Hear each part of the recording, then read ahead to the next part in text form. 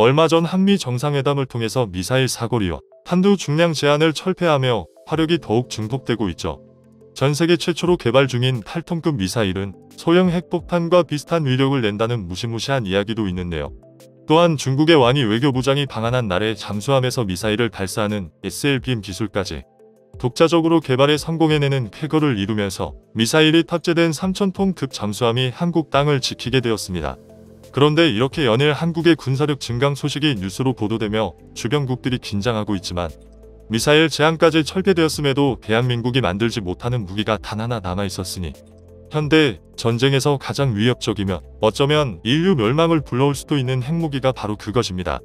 한국의 주변국인 중국과 북한은 이미 수백 대의 핵미사일로 단단히 무장을 하고 있는 상태이지만 한국은 1970년대에 독자적으로 핵무기를 비밀리에 개발하려다가 결국 무산되었고 핵 확산 금지 조약에 가입하여 현재 합법적인 핵무기 개발의 길이 완전히 막혀버린 상황입니다. 그 후 미국은 한미 원자력 협정과 미사일 사거리 지침을 통해서 한국의 핵과 미사일 개발을 원천봉쇄하였죠. 비록 그 미사일 지침은 수개월 전에 최종 철폐되었으나 다른 핵 관련 조약들은 아직 유효한 상태입니다. 한국이 스스로 핵무기를 만든다면 여러가지 제재를 당하고 국제사회에서 불이익을 당할 수 있는 겁니다. 그런데 이런 상황 속에 미국에서 한국이 독자적 핵무장을 해야 한다는 주장이 강력하게 제기되며 국제사회의 질서와 한국의 핵무장 가능성에 대해서 커다란 파문이 일어나고 있습니다. 1769년에 개교하여 지금까지 역사와 전통을 이어오고 있는 미국의 명문 사립 다트머스 대학교에서 국제학부의 제니퍼 린드와 데릴 프레스 교수가 한국의 핵무장을 전격 지지하는 발언을 펼치고 있는데요.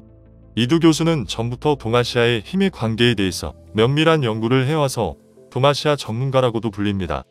그런데 이들이 지난 7일 워싱턴 포스트에 관련 칼럼을 기고하며 폭발적인 반응을 불러일으키고 있습니다. 이들의 주장을 한마디로 요약하면 한국의 핵무장만이 국제 문제의 해결책이라는 것입니다. 한미 동맹이 아무리 굳건하더라도 지정학적 위치로 보자면 중국과 북한이 한국에 더 가깝다.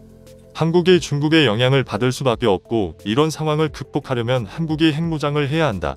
한국은 현재 충분히 독자 핵무기를 개발할 역량이 있으며 이는 한미 동맹을 더욱 강화시킬 것이다. 또한 이들은 한국과 미국 간의 핵공유 협정이 없다는 점도 지적하며 한국의 핵무장을 더욱 지지했는데요. 여러 유럽 국가들이 속해 있는 나토와 미국은 핵공유 협정을 통해서 핵무기 발사 버튼을 함께 누를 수 있습니다. 그러나 한국에 대해서는 그저 핵무기로부터 보호해준다고 했을 뿐 이런 핵공유 협정이 없는데요. 이런 상황에서 만약 전쟁이 발발하면 미국의 핵무기가 북한과 중국에 도달하는 속도보다 북한과 중국의 핵무기가 대한민국에 떨어져 많은 시설이 파괴되는 속도가 더 빠를 수밖에 없습니다. 결국 한국은 미국의 핵우산으로 보호받는다고 할지라도 선제 공격을 당할 경우를 가정하면 매우 위태로우며 아무리 미군이 주둔하고 있다고 하더라도 중국의 영향권 내에서 벗어날 수 없다는 것입니다. 이러한 배경을 토대로 미국 국민들의 한국 핵무장에 대한 의견도 점차 찬성 쪽으로 기울고 있습니다. 2017년 메릴랜드 대학교에서 실시한 여론조사에 따르면 미국인의 40%가 한국의 핵 보유를 찬성했으며 이러한 방법이 북핵 문제를 해결할 최선의 방법이라고 생각한다는 의견을 보였습니다. 현재 해당 설문조사로부터 4년이 지났으니 찬성 의견이 더 많아졌을 거라고 쉽게 추측이 가능합니다. 그래서 두 교수는 이런 복잡한 상황을 해결할 방법은 한국의 독자적 핵 무장밖에 없다는 결론을 내렸습니다. 핵무기 개발이 한국을 가장 안전하게 북한의 위협에서 보호하는 방법이다. 중국의 힘이 커진 상황에서 한국은 핵무기를 통해서 정치적인 독립과 안보를 유지할 수 있다. 많은 관계자들이 핵 확산 금지 조약 가입국인 한국이 함부로 핵무기를 개발했다가는 북한처럼 경제 제재를 받고 국제적인 왕따가 될 가능성이 매우 크다고 우려하는 것과는 정반대의 의견이죠. 그러나 제니퍼 린드 교수는 핵 확산 금지 조약을 분석하여 아무런 문제가 없다는 입장을 보였습니다. 해당 조약의 10조에는 본 조약이 자국의 이익을 위태롭게 하고 있을 경우에는 언제든지 자유롭게 금지 조약에서 탈퇴할 수 있고 여기에 대해서 불이익을 주지 않아야 한다는 내용이 담겨 있습니다. 린드 교수와 프레스 교수는 북한의 불법적 핵무기 개발은 이 10조에서 말하는 비상사태에 해당한다며 한국은 이 조항을 통해서 핵 확산 금지 조약을 탈퇴하고 합법적인 핵무장을 하는 것이 가능하다고 분석했습니다. 실제로 이 조약은 겉보기로는 핵무기 개발을 금지하는 평화적인 내용으로 보이지만 조약 가입 이전에 이미 핵무기를 보유한 국가들은 크게 제약을 받지 않고 실제로 미국이 그러하다는 점에서 강대국들이 후발 주자들을 상대로 사다리 걷어차기를 하는 것뿐이라는 비판에 직면하고 있습니다. 이러한 여론에 힘입어 미국 정부도 한국의 핵무장에 대해서 공식적인 의견을 발표한 내용은 없지만 한국의 핵 관련 기술 제안을 상당 부분 관대하게 활용하면서 암묵적인 찬성 기조를 보이고 있습니다. 사실은 수년 전 트럼프 정부 시절부터 미국 측에서는 한국의 핵무장에 대한 논의가 시작되었습니다. 주한미군을 철폐하는 대신 한국에게 핵무장을 허용하면 된다는 트럼프 대통령의 주장도 있었죠. 그리고 지난 2월 미국이 갑작스레 한국의 핵연료 재처리 기술을 승인하는 뜻밖의 일이 벌어졌습니다. 핵연료 재처리 기술은 원자력 발전소에서 사용이 끝난 핵연료를 녹여서 다시 쓸 수 있게 만드는 것인데요. 우라늄이나 플루토늄을 재사용함으로써 원전의 효율을 늘릴 수 있는 획기적인 기술이지만 이를 통해서 핵무기를 만들 수 있다는 우려가 있기 때문에 그동안 여러 국가에서 금지되었습니다. 이 기술이 허용되었다고 해서 한국이 지금 당장 핵무기를 만들고 있다는 것은 아니지만 한국은 허가만 떨어지면 6개월 이내 핵미사일을 실전 배치 가능한 정도의 기술력을 가지고 있는데 미국이 이를 승인했다는 사실은 한국의 핵무장에 암묵적으로 힘을 실어준다는 분석이 나오고 있습니다. 그렇지 않아도 독자적인 기술로 SLBM을 개발하여 잠수함에 탑재할 수 있게 되었는데 이러다가 정말 한국이 그 무시무시한 핵잠수함을 운용하게 되는 것이 아니냐는 말도 나오고 있죠. 미국 정부까지 이렇게 나오자 지난달 방한을 하면서 어떻게든 한국을 압박하려던 중국은 더욱 급해졌는데요. 왕이 부장은 지속적으로 한국을 압박하며 군사력이 확장되는 것을 경계하는 분위기입니다. 자신들은 수백 대의 핵무기를 보유해놓고 한국은 개발하지 말라면서 고압적인 자세로 나오는 모습은 오히려 역설적으로 왜 한국이 중국에 대항하기 위해서 핵무기를 보유해야 하는지 보여주는 것 같습니다. 관계자들은 한국이 그간 개발도상국의 지위로 있다가 얼마 전에 선진국으로 격상을 하면서부터 미국 일각에서 한국의 핵무장을 진지하게 거론하는 이야기가 나오기 시작했다는 분석도 하고 있는 상황입니다. 그렇지 않아도 현재 군사력이 세계에서 5위, 6위를 다투고 있는 와중에 실제로 핵미사일이 배치된다면 한국이 아시아의 최강 국가가 되고 미국과 대등한 위치에 앉는 것도 그리 허황된 꿈이 아닌 것입니다.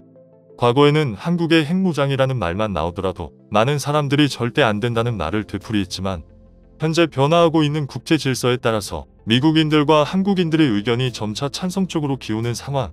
앞으로 수년 내에 한국이 핵잠수함으로 무장하여 북한과 중국의 위협으로부터 벗어나고 진정한 자주 국방을 실현할 수 있는 날이 정말로 시시각각 다가오고 있는 것 같다는 생각이 듭니다.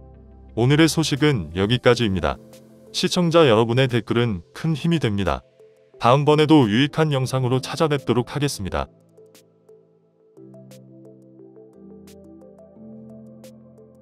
다음은 관객들의 댓글입니다. 가장 바라는 것이 대한민국의 핵무장입니다.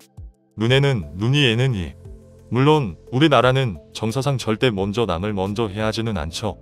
하지만 긍지와 신념이 강한 민족이라 건드리면 상대 초토화시키는 내공이 있습니다. 참나 중국도 북한도 러시아도 다 핵을 가졌는데 그 최전방에 있는 대한민국이 핵을 못 갖는다는 것은 말도 안 되는 거지. 거기다가 계속 노리는 일본도 있고 한국이 핵무장을 하면 미국이 현재 부담하고 있는 동북아의 안보에서 상당히 자유로워질 수 있고 대중공 경제전쟁에 힘을 집중할 수 있게 된다. 우리의 자체 핵개발은 서서히 명분을 쌓아가고 있다. 미국의 핵무기를 한국에 배치하는 건 중국 반발이 쉽지 않고 미국 부담이 커진다. 때문에 적당히 미국은 우리의 핵무장을 모른 척하면서 우린 핵개발을 한다면 이것이 가장 좋은 시나리오다. 난 그렇게 될 거라고 본다. 핵추진 잠수함과 핵탄두 SLBM을 가져야 우리가 살아갈 방법이다. 미국이 우리를 일본에 잃어버린 30년처럼 못 만든다. 그때 가능한 이유가 미국서도 반도체 설계 생산할 때고 지금은 파운드리와 삼성의 반도체 없이는 안 되니 경제제재 불가능합니다. 이래서 국력이 강해야 한다. 더욱더 국방력과 경제력을 상승시켜 강한 대한민국이 되어야 통일과 함께 옛 영토를 다시 찾을 수 있다.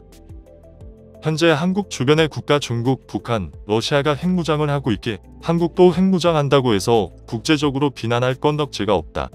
한국의 핵무장을 하지 못하게 하려면 먼저 중국, 북한, 러시아의 핵무장을 제거하여야 한다. 따라서 지금이 기회일 수 있다. 북한의 핵무장이 제거 안 되는 상태에서 한국도 은근슬쩍 핵무장에서 균형을 맞춰야 한다. 이스라엘, 인도, 파키스탄이 어물쩍 핵보유 국가가 되었듯이 미국은 한국과 5,000km 떨어져 있는데 중국이 한국 침공하면 미국이 뭘 할 수 있나? 한국 초토화되고 나서 미국이 오나? 초토화된 다음에 올까? 가능성 0다. 미래학자들 예언률은 신들린 수준 100%에 가까운데 과거 50년 전에 이미 정보와 사회는 유토피아 아닌 디스토피아 된다 예견했음. 정보 불평등으로 빈부 격차 더 극심해진다고. 보다시피 전 세계적 심화되며 사실로 판명. 바로 그거야. 한국이 핵 보유하게 되면 미국이 다소 대한국 무기 수출이 줄어들 수 있겠으나 궁극적 대중국 전투력 억제를 위해서는 한국 핵무장이 필수 불가결한 요소이다. 미국의 안전을 위해서는 대중국, 대북 핵 억제력이 필요하다. 본부가 한국을 미국의 방패가 되도록 한국 핵 무장이 절대적으로 필요하다. 미국 정치학자가 저런 발언할 정도면 국제 정세가 많이 바뀌었다는 방증이죠. 미국이 부담을 많이 받는 듯 사실상 북한이 핵무기를 포기한다는 건 그냥 허상이고 최후의 해결책은 우리나라랑 대만 핵무장이 답이라는 겁니다.